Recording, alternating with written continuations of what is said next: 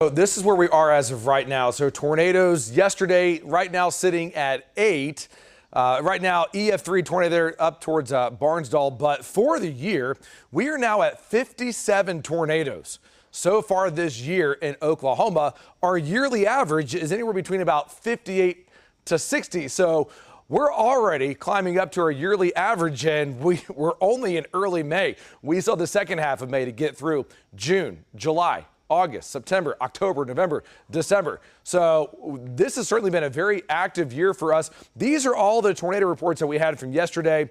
North of Watonga, near Hennessy, up towards Covington here, out towards Helena. And then this is that track there that ran from Barnsdall up towards Bartlesville here. So